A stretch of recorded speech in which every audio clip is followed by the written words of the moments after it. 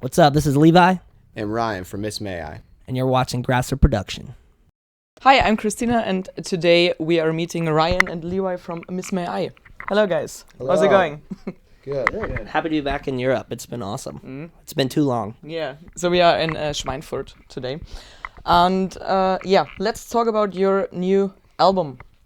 It's called Shadows Inside, and it will be released on June the 2nd. And we are very excited to hear it. Yeah. And a few days ago, you also released a music video for your song Lost in the Grey. Mm-hmm. And I read a few YouTube comments. Oh, those are good ones, actually. Oh, yeah. Okay. And I'd like to read them out and maybe get your opinion on it. Okay. Okay? This is good. I'm excited. Right. Okay, number one. This band will never put out a bad album. They are gods. Okay. Wait for it. Wait for it. Number two. Loving that guitar riff under the chorus, Miss May I will never disappoint. Oh, okay. And nice. Number three. Was eating the mouse really necessary? Oh yeah. Was it? No, it wasn't. That was my idea, and I remember I had to tell the director and the record label I wanted to do it, and they're like, "We don't need to do that." And I'm like, yeah, but I'm like, it's YouTube. I'm like, it'll be cool. Like, people will go out of their way to watch the video if I do something really crazy and stupid. Mm-hmm. And then when it got down to it, we had a box of these two. There was actually two of them, and then they were like, there's like poop in and pee. I'm like, oh no, am I gonna put this in my mouth? And like, we're trying to wash it off, and the guys are like, don't do it. And I'm like, I'm sorry. Yeah. It was horrible. We wouldn't let him go without doing it. Once we found out that he had agreed to it, we made sure that he did it. He didn't want to do it, but we made sure he did it anyway. Mostly because we wanted to see him do it. It didn't really have much to do with the video at that point. Yeah. Once he if he would have said no, I don't think so, everyone in the band would have been like, listen, you have to do it. We've been sitting here waiting for this all day.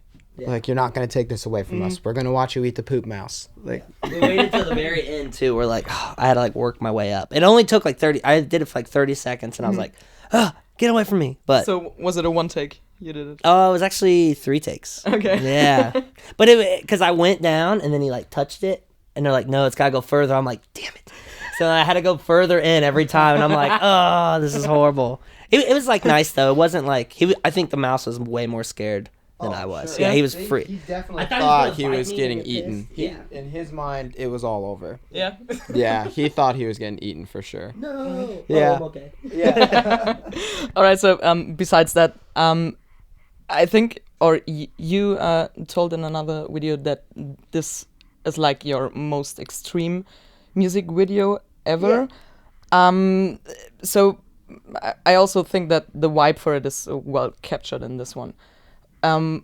Why is it that extreme, actually? It was crazy because usually when we do videos, it's like we pull up, get our equipment out, and we play, and like we're sort of where we're at. They don't really go out of their way to make the set or anything because it's either warehouse or go over here, do this thing.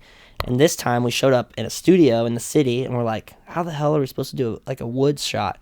They built this entire forest inside. Yeah. And then when we were playing, there was these snow machines and this like leaves blowing out. It was crazy. And I was like, it felt like a real movie. It was insane. And then, that's why it was the most extreme, because when we walked in, I was like, wow, there really is a forest like built for us. And then the guys had to go do that, the shot at the beginning by the ocean up on the mountain. And they like drove way up the coast in California and had a drone and it was pretty crazy. It was over the top. We spent a whole morning for that 5 seconds of BJ on that mountain. Yeah. Why is that? We drove probably an hour and a half just to get to where we were, and then we walked around for an hour and a half finding the perfect spot. And then it took them maybe 5 minutes to film it, but I mean, it was probably 4 or 5 hours round trip just to do that one little shot. But we put in, I think it was 3 days straight basically that we put in. Yeah, and that one clip's so funny because it took hours, and it's only in there for 5 seconds. It's like boop, and it's done. And it looks so evil in the video, but the day we went, there were no clouds in the sky, and it was beautiful. It was so sunny. And then you watch it in the video, and it's like, make it evil. Where the hell were they? But it was just this like really pretty beach. We were all like taking selfies and sending pictures of people back in Ohio where it was cold, and it was a really nice day. But you'd never know from from the shot in the video. So who came actually up with that idea? I come up with the idea. Yeah. This is the first time that I got to actually do the story with the director. All our other music videos, we sort of let the directors get all, because obviously they're directors, so they know how to make it more. Yeah. I don't know anything about that. So this one, I had this idea because we did the album artwork with the mask, and I really wanted to make the mask the first impression for everybody. Your lion mask. Yeah, so I was like, okay, the first video we have to explain it and everything. So I wrote this whole thing, sent it to the director, and we tweaked it, and we got to make the video together. So that was cool. I've never got to be a part of it, so that was fun to watch it actually happen. Yeah, cool, nice.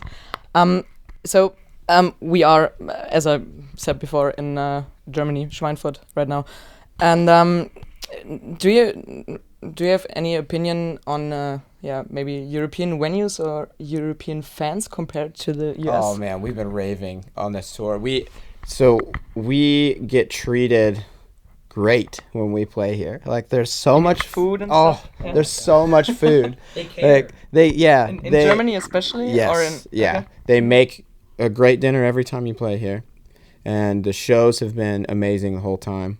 We've never been here, but we've been told every day of the entire tour that today will be the best food. Like it's just well known. People just know from the touring community that the food will be great, that you'll be treated well. So it's been nice to play Germany. I think we did 6 German shows on this tour alone, which is, I think the only time we ever did that many German shows was one time with Trivium. But this was a lot of German shows. So you also played the American festivals, right? Mm-hmm. Yeah, and that's a whole different animal. Like those are just like the Leipzig one was like 11,000 people or something crazy like that, and then you do like the shows in the clubs like this, and they're all sold out too for the most part. But the backstage vibe is the same. I mean, they treat you great regardless of what the size of the show. Whereas we were complaining when we get to America and Canada on our headlining tour. Right after this tour, we will have to go search for food every day because they just don't do the cooking for you, catering kind of thing. Yeah. The budgets are just so much different that's not where the money goes. It doesn't go to like nice food and hospitality for you a lot of the time. They treat being in a band like a real job here, which is cool. Like that, because they actually like care that we're doing this instead of in the U.S. It's sort of like here's like some water and here's some money, go buy yourself some food, like just play the show, and you're like, okay, I guess I'll figure out the rest of the day. Yeah. And here it's like, okay, we're going to accommodate everybody. Yeah, it's so nice. It's awesome. Cool. So, despite this, what do you think of the metalcore or metal scene in Europe in general? Is it also different from the US? I would say, I don't know the scene as much here as much as I could say like the metal fans here. Like when we write songs, when we envision all these crazy ideas like in our head, like, oh, like this part would be cool for Fire, this would be cool for like a crazy like show, we always think about it in Europe and in Germany, and like that's where metal fans are. So I don't know about the scene too much here because I don't know a lot of overseas. I know the biggest Caliban's a German band, right? Caliban. Yeah, that's my shit. They're awesome. We watched Caliban close Empiricon Fest like last week, and it was massive. I think the thing that changes is there's more of like an ebb and flow in America where your band will be up, your band will be down, and your shows kind of vary. Whereas it seems like every time we come here, it's always the same. It's always packed. The metalheads are always here. You have the same crazy giant festivals every single year. America's catching on to the festival thing. Now there's some really great festivals throughout the year, which is making it a little bit easier for the metal bands to kind of like interact with each other and feed off of each other's fan bases and stuff, rather than always, because it used to, you always competed with each other. Like you'd be in a club on Wednesday, then In Flames would be in the club on Thursday, and then like Amur would come through on Friday. So every single day there'd be a show, and you were always fighting for tickets. Where it seems like here, it's better working together. Yeah, for sure. It's like and second home here for metal. It's awesome. Or actually, this is like first home. America's like second home. This is like where it's at. Yeah. Okay, cool. Yeah. When talking about songwriting, do you actually write songs when being on tour? No.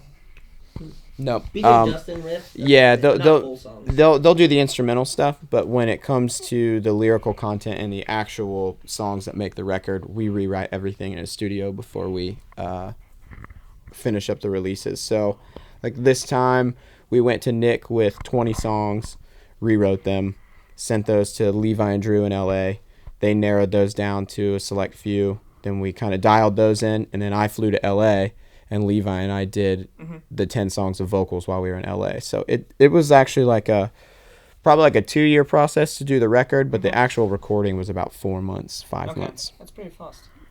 Yeah. It felt like forever. Yeah, because we weren't playing shows. Yeah, of course. We took 9 months off, including the 4 months where we recorded. Yeah. So for us, it felt like forever. But I mean, I guess really it was only 4 months to do the whole record, which is pretty crazy to get a whole record done in 4 months from start to finish. Yeah. It's cool. It's pretty fast. So you're still very young, actually. So you turned like 26 in February. Yep. Right? Yeah. And that's a bit crazy when you imagine you. I don't know how many shows you played already, but it is crazy. that's what was awesome. the number we broke last year? It was 1,000. We broke Really? 1,000 shows on tour. Yeah. Fuck. I know, it's crazy to think of like that. So what would you actually be doing if it wasn't music? Oh man, I don't know. I think I'd be like, I love like the advertising stuff of music and like the vision of that stuff. I think I'd probably be doing something like that. That's what I wanted to go to school for before the band took off. So I'd probably be doing that, just helping other people make sure stuff looks cool. Yeah. Yeah, that's my favorite part of the band still, is to make, like, playing the music and having stuff's fun, but to make the lion and make everything look cool, it's like that's really fun. Okay. What about you? Honestly, I have no idea. I've never done anything else. I'm about to turn 29, and I've already been on tour for 11 years. So I really have. Yeah. I have like That's your life. no idea what else I would band. do. I'd start another band. We'd end up in this same spot hopefully, but just with a different band. So did you actually finally come up with a cool story for your band name? No. No, and we still get asked. And you'd think we would just make. Sometimes if we're feeling, That's the reason I'm asking. if we're feeling cheeky, we'll make them up. Sometimes, like we'll just go off the cuff and make stuff up. But random story. Yeah, there's nothing cool. It's still not exciting. We got the lion though. That's all that matters.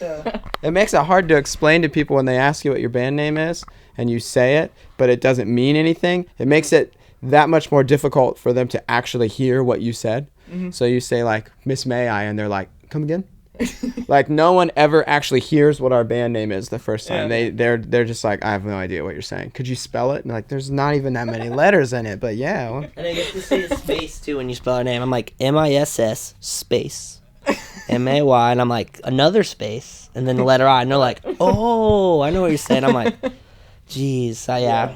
That's the worst question, especially like airports all the time. It's like, you guys are in a band? And I'm like, oh, here we go. And I'm like, they're going to ask what the band name is. Over and yeah, over I'm again. like, damn it. Yeah. Okay.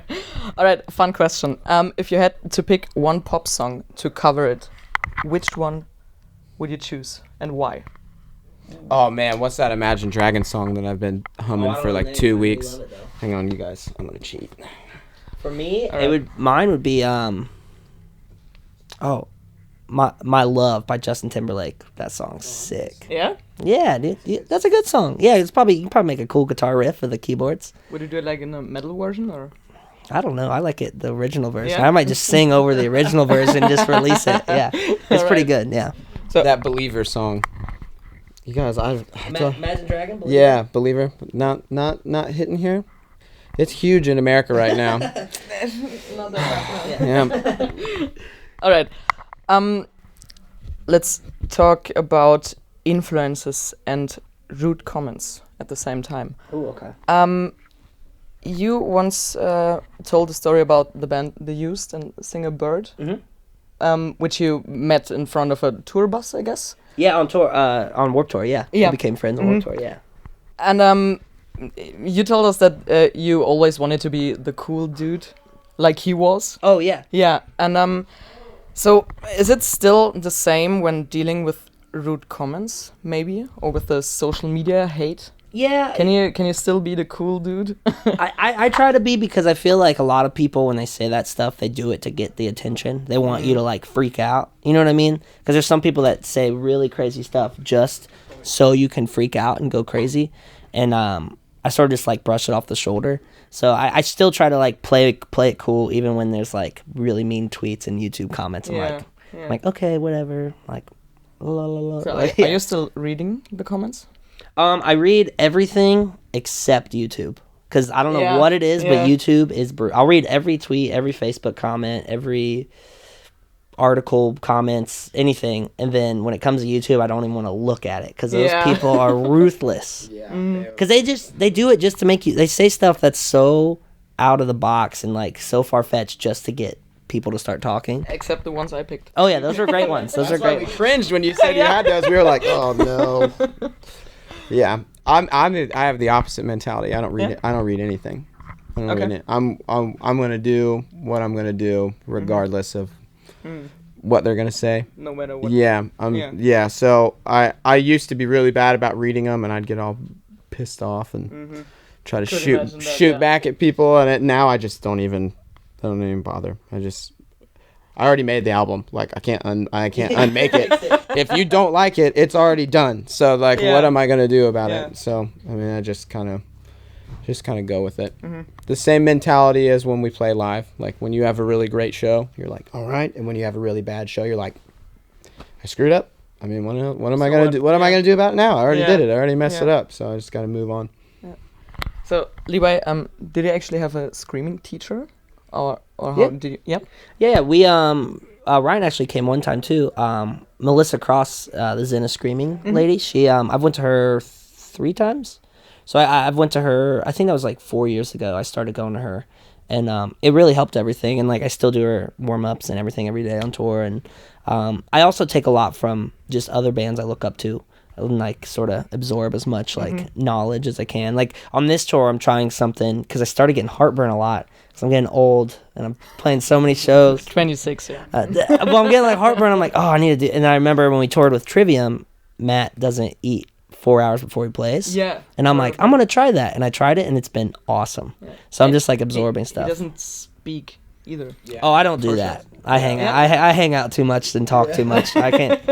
And I don't have to sing pretty, so I can. The raspier it gets, it's cool. I got to block the heartburn. Yeah. Okay. But actually the first song was in regards to myself from Under Oath. Oh, okay. The band. That was the actually point where you started screaming. Yeah. Yeah. Yeah, we were. That's like when we were a local band playing like cover stuff. Yeah, I was like. I remember we were doing like singing covers and all that, and then we liked that song and we played it, and they're screaming, and we all looked at each other like, well, "Who's gonna do that?" And I'm like, "I'll try it," and it was so bad, and like we tried it, and it hurt so bad. I'm like, "Oh, I can't do this." Was it that bad? He wasn't. He wasn't there. The band was already good by the time I came around. Yeah. They got all that out of the way. Yeah, it was bad. It hurt so bad too. I didn't know what I was doing. And then like, I also think it's sort of just like any other instrument. Like you just sort of learn as you go. You get better and better, and sort of figure out what works and what doesn't work. And hopefully, I'm good at it now. It's been a long time. A lot of shows. So yeah. So what about you? My philosophy was. How many songs did I sing locally? One. It was like 3 syllables. I had never sang anything else really. Okay. So then I was on tour with another band for about a year while they did the first record, and they had a different bass player who sang on the record, and he quit just a few shows into the very first tour. So they're like, "Hey Ryan, you want your job back?" And I'm like, "Yeah, sure." They're like, "By the way, you have to sing 7 songs now." And I'm like, "Oh, good. I don't know how to sing." So my philosophy was I just kept trying and messing up until I figured it out on the road. The lessons with Melissa was a big one. We made the switch to in-ear monitors a few years back, and that was pretty helpful. But I think the studio albums is where I learned the most. Because it's just so clear, and there's no stress of playing at the same time with a loud drum set right behind you. And the studio is not a one-shot atmosphere. You only get one chance to do it live, whereas in the studio, you can try it, and then you can realize that was the wrong approach. You can try again and try again. I feel like I made bigger strides on this new record than I have on anything else we've done. I sound like a different guy on this one compared But to the I guess- previous ones. I guess still the practicing. goes Yeah, on. yeah, and I don't lose my voice anymore. That's good. I can hit higher notes than I ever have, even though I'm older now. I mean, and a lot of that comes from people on the road too. We get to tour with some really, really like over the top talented people every now and then, where you're just like, I don't even understand how, man, the Being As an Ocean. Michael, the singer in Being As an Ocean, is incredible, and like it's so funny because like he's saying some people warm up, some people don't. You go and talk to somebody like that, and you're like, so what do you do? And he's like, I'm just good. I'm just like, I'm like, that's pretty cool. I wish it would have been like that for me. It would have been a little bit easier. Yeah, so I nerd out and ask people questions all the time. Try to figure out what the people I think are way better than me do, and sometimes it works, and sometimes what they're doing is. It doesn't work for you. And then you try it, and then you just sound really dumb. You have to find your own way. Yeah. So I think the live atmosphere and the coupled with the studio is what has really helped both of us. Yeah. Cool. All right. Last question for today. Let's do it. What else can we expect of you in 2017? Oh man, us coming back. I know that's a big thing, and now that we have SharpTone Nuclear Blast working the record, and now we're part of their family, it's a lot more international for us, and which is great because metal's bigger pretty much everywhere else except America, and it's nice to play everywhere. So I know we're gonna be coming back. We're gonna be coming back a lot actually. So this will be like our second home. So that's the big 2017 goal. Yeah, cool. Yeah. All right. And June the 2nd, your new 2nd. album. It's good. I promise. All right. Thanks Yep. for the interview, guys. Thank you. Of course.